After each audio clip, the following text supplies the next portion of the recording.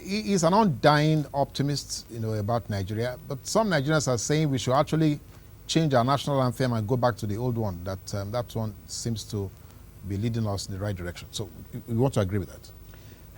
I think it's not a matter of changing or not changing. You can change your national anthem as many times as you like. Is your mind changed? That is the question. We must change our mind if we want to make progress, and making progress in the desired direction. It's not a song or any national anthem that would cause you, for instance, to see a patent injustice and not do it to somebody else. Okay? I know that national anthem is important, but what is more important is change from within. The heart. Now, you also took some time off to travel abroad, and you were involved in the diaspora journalism, where you were trying to collate or to help us to understand how Nigerians outside of Nigeria are behaving and how their thought processes will probably affect what we are doing here. How was that journey? Well, it was quite interesting, quite educative. It wasn't journalistic in nature as such. Okay, it was during my educational pursuit, and I had to have had the privilege and the fortune of working with renowned professors in the area of precision journalism in America. And we did a number of studies that gave us publication in some of the most the most important journals in the field of mass communication in the United States. We also had chapters in books and things like that. But more importantly, it gave me the knowledge and the expertise to return to Nigeria in 1978 and establish public opinion polling. If you recall, Punch opinion polls. Yes. That was, you pioneered that. Yes, and that was it. And that, in its little way, has helped Nigeria to see certain values, to take certain decisions. I recalled some studies that we did just a little while ago. It was a direct product of that initiative, yes. Yes, of that knowledge. And so, when I came, my intention was to encourage my students to see the value of opinion polling in the Nigerian affairs. And because it is capital intensive, it is not something that one person can just sit down. So and I was expecting that I would succeed in training a group of them that could band together and establish something that was along that line. Yes. If I had wanted to make money from it, oh my God, I should be swimming in naira and kobo now. No, in dollars and euros. Okay. But well, to some extent, I have succeeded. To a larger extent, I have failed because I have not really trained I have trained, but those people have not gone ahead. Yes, the motivation to band together, to come together and establish something worthwhile. For instance, Barrister Yo Padokun was one of the people that I trained. And when the UPN in those days saw what we were doing at Punch, they snatched him. Okay. Professor Adigun Agbaje, yes, I think the last Deputy Vice Chancellor of University of Ibadan also was one of them. And when they decided to go back into academia because he was such a brilliant mind, there have been others that the industries have snatched. But what my intention and my desire still is to get people to come together and begin to do this thing in Nigeria the way it should be done. Now, let's for the benefit of our viewers, what can opinion poll actually do for us? What exactly should it be doing for us? Well, there's a lot that it can do for Nigeria and Nigerians. And there's a lot that it can be doing. In 2005, I'm sorry, I gave an inaugural lecture at Lagos State University. And the title was Public Opinion Polling in Nigeria, the Neglected Route to National Development. It is such a vital instrument of national development that if people embark on it, most of the decisions we take will be based on information, will be based on adequate knowledge of the elements that are involved in the in gathering opinion polls, in the decisions that are to be taken. And that way, people, leaders, politicians will not be taking people for granted, because they know and that they will resist. Not by carrying sticks and cudgels, not by carrying guns and cutlasses, but by the power, by the usage of the power of their intellect. They are God-given power to choose or to reject. But because people are not always adequately informed, for instance, rogues, riffraffs, all manners of people will put themselves up. 2015 together is coming. Yes. They'll put themselves up. And as long as they are able to throw a few naira here and there at parties, just throw the thing in the air and allow people to scramble. So they will get their way. No, and where would that lead us? Where we are, perhaps worse. Even, yes, take us back several years. Now, but Prof, there's a contradiction staring us in the face here. The public that want to aggregate their opinions, they are already, like you said, rather ignorant, poor, misinformed, uneducated. So the opinions that we're going to gather from them on the average will probably less than informed. So how can that opinion therefore superintend what government is going to do? All right, before Prof answers, hello, good morning. Hello. Hello, good morning, sir. Good morning, Prof. Good morning, sir. Good morning, Prof. Good morning, sir. I greatly appreciate what you are saying. Your wealth of experience, you are using it positively. Some Boniface is speaking. One thing I want to let people know, you said about leaders. Followership is also a very vital issue in this country. Like in my former place of work, you get the leader there sabotaging the effort of the government and telling people that government is doing this and that. Our civic duty, we failed to do that. I thank you so much for emphasizing one point, that violence does not pay. You had experience, ugly experience, which many of people didn't have during the Civil War, and that's making you appeal for peace. We shouldn't go to any war. Thank you so much, Prof. Thank you very much, sir. Thank you. We did not catch your name, but I think I would like to re-echo him. He says followership is also very important. So that seems to be... that ties with the question that you have there. Now, the thing is that when you go to people in their individual habitats, they open their minds to you. Things they cannot say in the public for fear of what or whatever, happen. Yes. Okay? They will tell you. And when you aggregate those views, you come up with what exactly is happening in any community.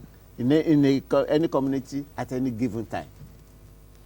I think I buy into that. Yes. I think that really yes, is yes, that is the truth. happening. Yes. Okay. Now, but I think just to help our last caller, who says, okay, followership also is very key. Yes. So this initiative now, this consciousness that you are trying to create, would that also help? Precisely, that's what we are aiming at achieving. That when people know, they will know who to follow. They will know who to not back. to. Okay?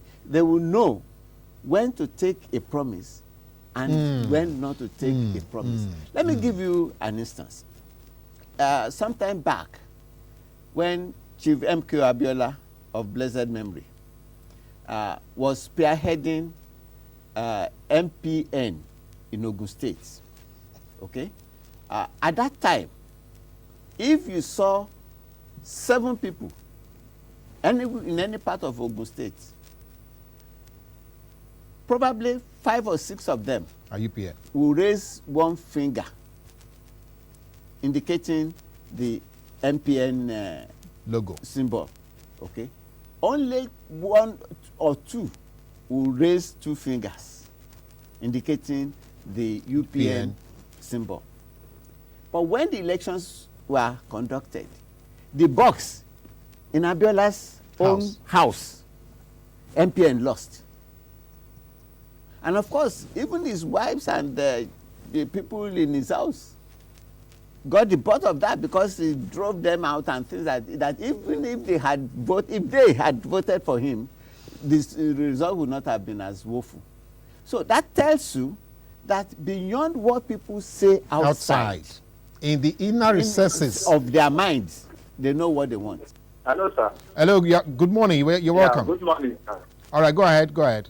Yeah, the issue on board on what the Prof is just saying, public opinion or poll. You see, in democracy or in governance, it's very, very okay and important, because it enables the government to know how to meet the yearnings of the people. But at times, I could see that issue are better said than done. When the Prof was the Commissioner of Education in Lagos State, I believe he ought to have put all these things into practice, which he didn't. So how now will he be able to now bring that public pool into people so that we can know what to do, how to do it? So that's just what my contribution is all about.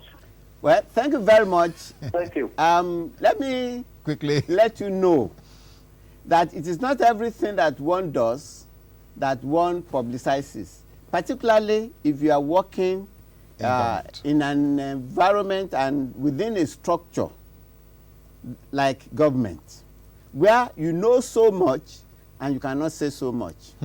Okay, I'll just give you 1 or 2 examples of what I had used opinion polls to do, so that perhaps you can come to appreciate that I used my knowledge to serve the government in that regard, and I'm still using it to serve government in that regard. Okay, the example that I cited a few minutes ago, back, yes, was one of them. I was asked to come and help an organization that was helping a government, or the government of Ogun State. I used it in that regard. But while I was in government, I did everything that the Tinubu administration did was based on the desire and the expectations of the people, because I conducted service before the campaigns, and at every point, everywhere he was going to campaign, he had access to the desires and expectations the preferences of those people, yes, in those places, and he used them.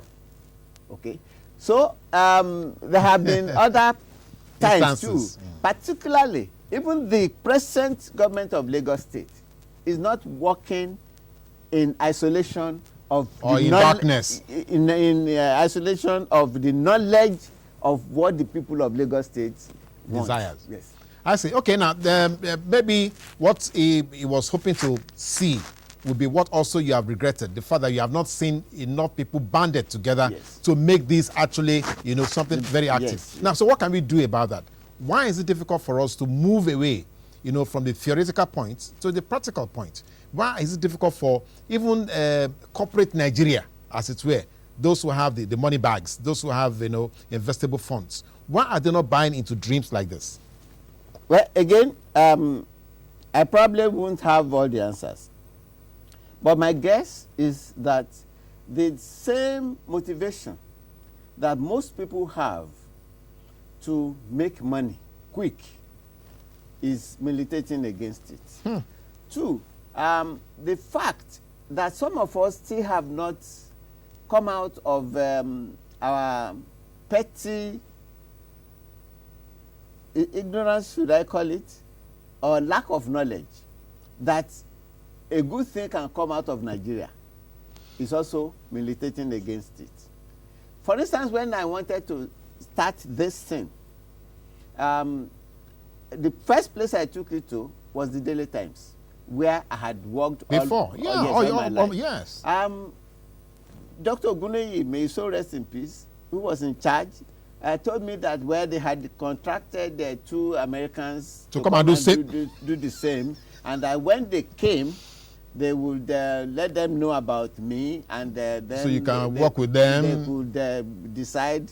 Then I took it to Tony Momo. He was the editor of the Daily Times then. At that time. He's still very much alive, my good friend. And he said, oh, Idowu, Nigeria has not gotten to this stage. To this stage, that it cannot be done successfully.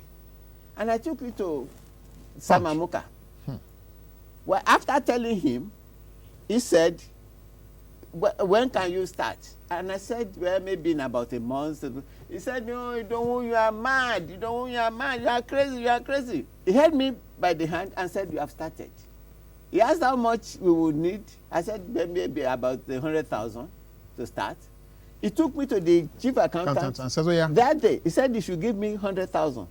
Then there was an open place. He took me to the general manager and said you should prepare that place for us. And he said, you have started.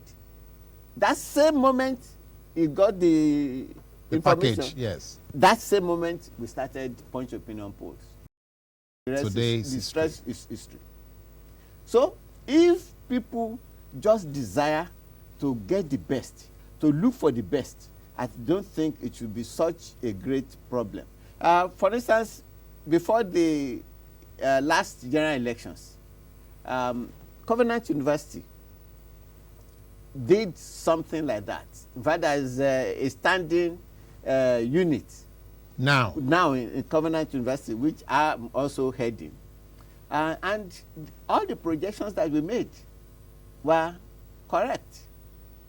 Now, okay, how do we now use this knowledge? Because it's more of a tool now than just mere knowledge. Yes, okay, so how can we now begin to think of deploying this come 2015? Is there anything on the horizon? Would you be working with INEC? Would you be working independently of INEC? Would you be working with election monitoring agencies? Or what exactly should we be looking at? I or any person that is interested in it does not need to work with INEC, with the government or any monitoring agencies, because this thing is supposed to be measuring the opinions, the attitudes of people, the way they feel. Are, yes. You see, rather than pandering to the dictates of any government or any interests. Okay. There are things sometimes that will be revealed that will be contrary to the expectation of the people. For instance, when Abiola was contesting the presidency of this country, he commissioned an opinion poll. We did several for him. One of the results, one of the expressed opinions of the people was that he was too much of a humanizer, Abiola. And that fact was a critical fact. Yes. And that fact was published by the Concord. I mean, many people called for the head of editor. Insika, yes. Insika, I can't remember the surname. Yes. Yes. That why should he, as the editor of Concord, publish such a thing? Why couldn't we, keep that somewhere? No, not just keep, turn it around. And I told them no, because my integrity was involved. It's either you want to publish take it or you leave me out of it. Okay? But the predictions that we made, that Abiola will win, that he would even win in Kano State, all came to be. Now, this is getting very interesting now, Prof. So what we should be looking forward to is that at some point, your initiative, this consciousness initiative, should begin to be in tandem with this tool that you have, so that the followers can now begin to know what questions to ask, who to vote for. That's what we should be aggregating now. I would agree with you. I would agree with you. Again, this is something that is capital intensive. Okay. You would need the goodwill of people who have the resources. Perhaps organizations like media establishments who will profit a lot from the results. So they can come together and say, okay, yes. Yes, okay. So to be able to put drive this. A framework for this kind of thing that we can achieve the kind of objective that you have just mentioned. Now, so your closing remarks for us here. So 2015, we are sure we're going to have a peaceful election, or like some people are saying, maybe before 2015, the conference will say, don't let's have election, let's have a different nation. Well, whatever it is the will of God to happen, I think Nigerians should purpose in their hearts to do what will please God and God alone. They should not seek to please anybody. They should not seek to please any president, any governor, any whatever, local government chairman, or anybody for that matter. But they should do what their conscience tells them is right before God and is right for Nigeria and Nigerians. Prof, thank you very much for coming on Close Floor. It's been a pleasure having you here. We do hope that the need for Nigeria to be conscious of their responsibilities become very entrenched, in the populace. Thank you very much for coming on the show.